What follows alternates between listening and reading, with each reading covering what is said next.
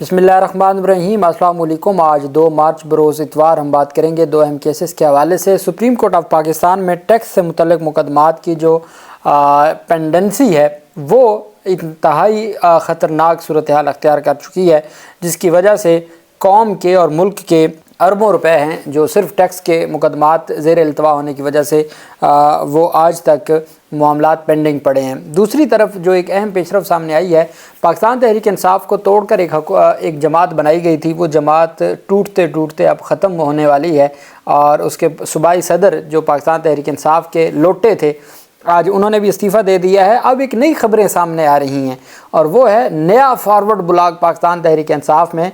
और क्या उनको उससे ज़्यादा नाकामी होगी जो पहले हुई है फॉरवर्ड ब्लॉग बनाने वालों को, उसके ऊपर भी हम बात करेंगे। जबकि पाकिस्तान तहरीक इंसाफ के सरबराह इमरान खान की जानिब से जो लिस्टें बनाई जा रही हैं मेंबरान असम्बली की, वो मामला भी बड़ा दिलचस्प है, उसकी तफसीलात भी मैं आपके साथ शेयर करूँगा। सबसे पहले हम बात कर लेते हैं टैक्स के मामलात से मुतल्लिक जो एक बड़ी पेशरफ सामने आई है, वो अदालतों में ज़ेर इल्तवा टैक्स मुकदमात 4,457 अरब रुपए पर मुश्तमिल होने का इंकशाफ है। अरबों रुपए तो छोटी बात है, 4,457 अरब रुपए के ये जो जितने बड़े माफिया हैं, बड़ी बड़ी कंपनियों के मालिक हैं, वो जाते हैं अदालतों में, टैक्स नहीं देते, रियासत पाकिस्तान को टैक्स अदा नहीं करते, अदालतों से स्टे ऑर्डर ले लेते हैं।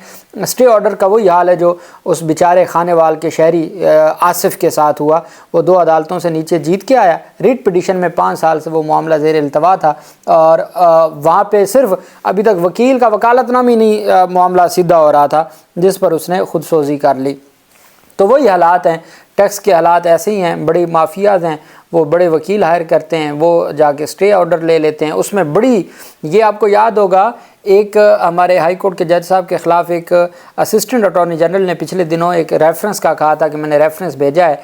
उसने फिर अपने अटॉर्नी जनरल ऑफ पाकिस्तान पे इल्ज़ामात लगाए कि उनके चैम्बर के हैं और उन्होंने फ़लाँ केस में स्टे लिया हुआ है, इस वजह से फिर वो बोलते नहीं हैं जज के ख़िलाफ़। ये उनके अपने टीम मेंबर ने ये बात की थी। तो ये एक बदकिस्मती है, कोई पूछने वाला नहीं है इस निज़ाम को। मुल्क भर की अदालतों में अरबों रुपए के टैक्स रेवेन्यू की वसूली में मुश्किलात के पेश नज़र सुप्रीम कोर्ट की टैक्स मुकदमात के हल के लिए बनाई गई कमेटी की सिफारिशात सामने आ गई हैं। चीफ जस्टिस ऑफ पाकिस्तान की ज़ेर सदारत इजलास में अहम इंकशाफ हुआ कि आला अदालतों में ज़ेर इल्तवा 1,08,366 मुकदमात में 4,497 अरब रुपए की रकम शामिल है। इंकशाफ हुआ कि सुप्रीम कोर्ट में तकरीबन 6,000 रेवेन्यू के मुकदमात ज़ेर इल्तवा हैं। जस्टिस मियां गुल हसन औरंगज़ेब साहब को ले गए थे और याह्या अफरीदी ने कहा था, चूँकि टैक्स से मुतल्लिक़ मुकदमात में कहीं तशरीह आ जाती है तो 26वीं आईनी तरमीम का ख़तरा लाहक हो जाता है। तो मंसूर अली शाह, आयशा मलिक और मुनीब अख्तर, इनको तो छोटे छोटे मुकदमात सिविल और फैमिली केसेस दिए हुए हैं। कहा गया जी कि टैक्स के मुकदमात के लिए हम मियां गुल हसन औरंगज़ेब को लाए हैं। मियां गुल हसन औरंगज़ेब को अपने साथ क्रिमिनल मुकदमात में 9 मई के मुकदमात में सुनने के लिए बिठा दिया है। 6,000 मुकदमात तो सिर्फ रेवेन्यू के ज़ेर इल्तवा हैं सुप्रीम कोर्ट में। 2,000 केसेस ट्राइब्यूनल्स में हैं, अदालतों में ज़ेर इल्तवा हैं जिनमें हुक्म इम्तना हो चुके हैं। हुक्म इम्तना मतलब स्टे ऑर्डर्स हो चुके हैं। सुप्रीम कोर्ट कमेटी ने सूरत हाल से निपटने के लिए तजवीज़ दी कि सुप्रीम कोर्ट में ADR यूनिट कायम किया जाए। इस यूनिट से FBR और दीगर रियासती इदारों के ADR निज़ाम की निगरानी हो सकेगी। कमेटी का कहना था कि सुप्रीम कोर्ट और तमाम हाई कोर्ट्स में एक ADR सेल कायम किया जाए। ये एक पेशरफ सामने आई है कि जी ये अब कार्रवाई आगे बढ़ती कैसे है, लेकिन अल्टीमेट इस हवाले से तफसीलात और पेशरफ सामने आई है कि 4,000 अरब से ज़ायद के मुकदमात अदालतों में ज़ेर इल्तवा हैं, स्टे ऑर्डर हैं, अदालतें आगे मामलात को बढ़ा नहीं रहीं, जिसकी वजह से वो केसेस आगे बढ़ नहीं पा रहे। वहीं पे जो दूसरी बड़ी पेशरफ सामने आई है, वो पाकिस्तान तहरीक इंसाफ के अली अमीन गंडापुर की मुलाकात हुई है अफ़गान सफ़ीर से। अफ़गान कौंसल जनरल हाफिज़ मुहिबुल्लाह शाकिर की मुलाकात हुई है और वज़ीर आला खैबर पख्तूनख्वा ने और अफ़गान हुकाम ने तूरखम बॉर्डर जल्द खोलने के लिए कोशिशों पर भी इत्तफ़ाक़ किया है। बॉर्डर खोलने के लिए हम अपनी तरफ से कोशिशें कर रहे हैं, अफ़गान सफारत खाना भी किरदार अदा करे, ये वज़ीर आला का कहना था। आप जानते हैं कि आज ही खैबर पख्तूनख्वा हुकूमत की जानिब से कहा गया है वफाकी हुकूमत से कि जो हमने आपको TORs भेजे हैं, जो हम बातचीत करना चाहते हैं अफ़गान हुकूमत से, तो आप वो TORs मंजूर करें ताकि हम उनके साथ मामलात को आगे बढ़ा सकें। بات چیت کا سلسلہ آگے جاری رکھ سکیں، چونکہ اس میں جو جرگہ ہے اور سیاسی اور مذہبی رہنما ہیں وہ اس بات پر انہوں نے ان کا اتفاق تھا کہ ہمیں خیبر پختونخوا کے لوگوں کو ملاقات کرنی چاہیے اور خیبر پختونخوا حکومت کو ملاقات کرنی چاہیے، افغان حکام سے ان کو بتانا چاہیے کہ آپ کے ساتھ ہماری ہزاروں کلومیٹر پر مشتمل ڈیورن لائن ہے اور یہ یہاں سے لوگ آتے ہیں اور اب تو بہت برے حالات ہوتے جا رہے ہیں۔ اگر آپ خیبر پختونخوا کے وہ کلاچی کے، ٹانک کے ان علاقوں سے اگر کسی آپ دوست سے ملیں تو وہ آپ کو بتائیں گے کہ بڑی تعداد میں وہاں پہ وہ واپس آ چکے ہیں اور وہ اس وقت پورے تو، اور جب ہمارے ادارے چاہیں گے سیکنڈ نہیں لگنا، لیکن بدقسمتی کیا ہے، پالیسی نہیں ہے، اور یا تو پالیسی دوبارہ سیٹل کرنے کی ہے یا جو بھی ہے، لیکن نقصان عوام پاکستان کا اور ریاست پاکستان کا ہے اور اس کے اوپر ضرور سوچنا ہوگا۔ تو آج ہی پاکستان تحریک انصاف کی خیبر پختونخوا حکومت نے لکھا کہ آپ اس حوالے سے مہربانی کریں، ٹی او آرز جو ہم نے آپ کو دیے ہیں وہ منظور کر کے دیں تاکہ ہم بات چیت کریں۔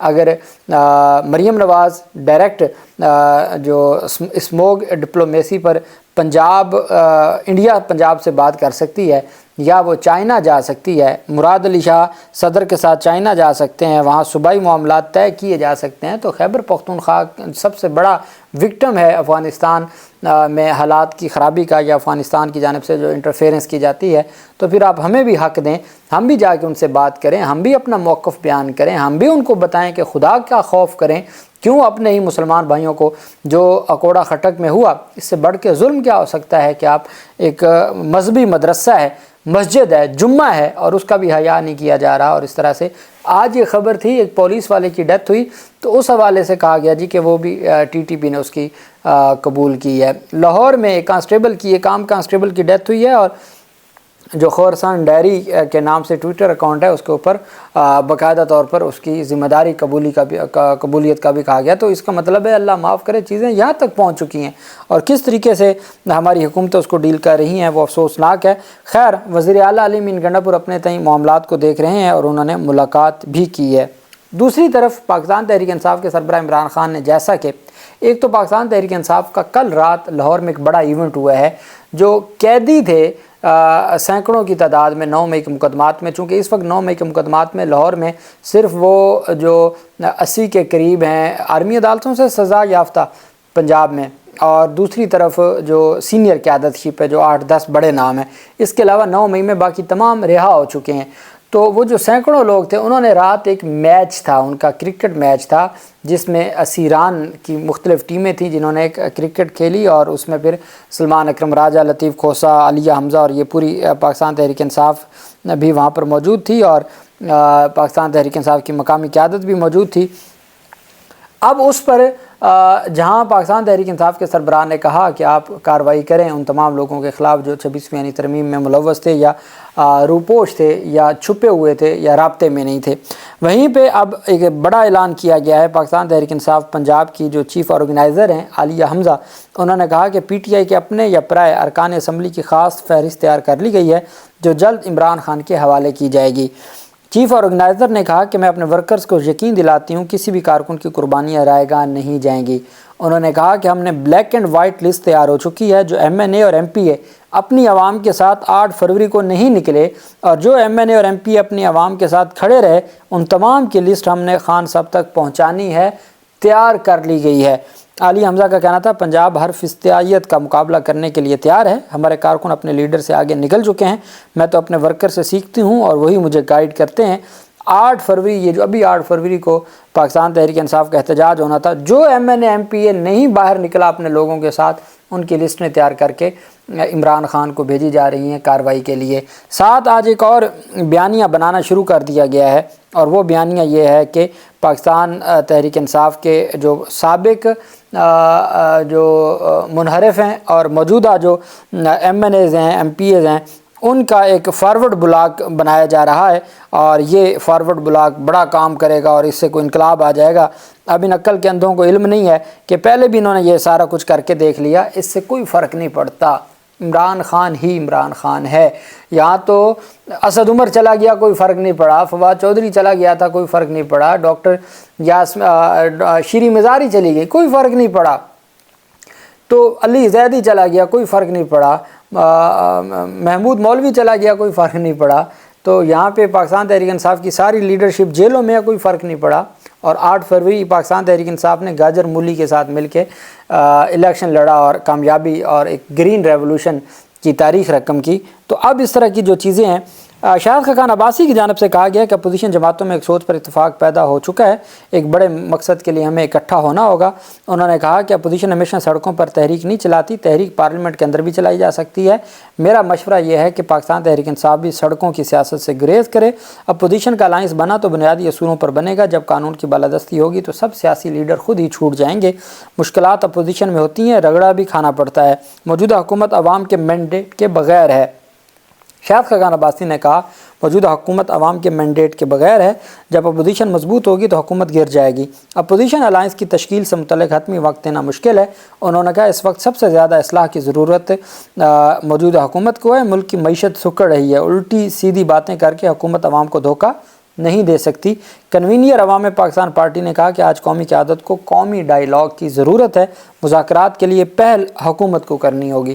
یہ پاکستان تحریک انصاف کے جو اتحادی ہیں اپوزیشن کے شاہد خاقان عباسی، ان کی جانب سے گفتگو کی گئی ہے۔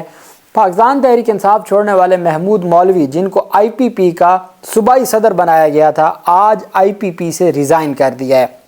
محمود مولوی نے ناگزیر وجوہات کی بنیاد پر استعفیٰ دیا ہے، ذاتی وجوہات کے سبب استعفیٰ دیا ہے۔ استحکام پاکستان پارٹی اور قیادت کے لیے نیک تمناؤں کا اظہار کیا ہے۔ یہ وہ جماعت ہے جس میں ایک علیم خان کو سیٹ دی گئی اور ایک سیٹ دی گئی اون چودھری کو، اور اس جماعت میں جہاں سارے لوگوں کو اس وقت شامل کیا گیا تھا، اس میں کراچی کے بھی تھے، فواد چودھری بھی گیا تھا، باقی لوگ بھی گئے تھے، لیکن ایک ایک کر کے ان کو سب کو وہ دیوار کے ساتھ لگتے گئے، اور سیاست تو تھی نہیں ان کی، اور سیاست ختم ہو گئی۔ پرویز خٹک جیسے لوگ آ کے بیٹھ گئے، کہاں وزیر دفاع اور کہاں ایک عام مشیر بن کے بیٹھ گیا، اور لیکن محمود مولوی جو پاکستان تحریک انصاف کی پیٹھ میں چھرا گھونپ کے گئے، اور یہ وہ لوگ ہیں جو خاموش نہیں ہوئے تھے، بلکہ انہوں نے پاکستان تحریک انصاف کے مقابلے میں ایک جماعت بنائی تھی، اس کی صدارت اور عہدے لیے تھے جب جہانگیر ترین وغیرہ نے شروع کی تھی۔ تو اب یہ معاملہ ان کے گلے پڑ گیا ہے، اور اب انہوں نے استعفیٰ دے دیا ہے۔ اللہ پاک پاکستان کا حامی و ناصر ہو۔ بہت شکریہ۔ اللہ حافظ۔ پاکستان زندہ باد۔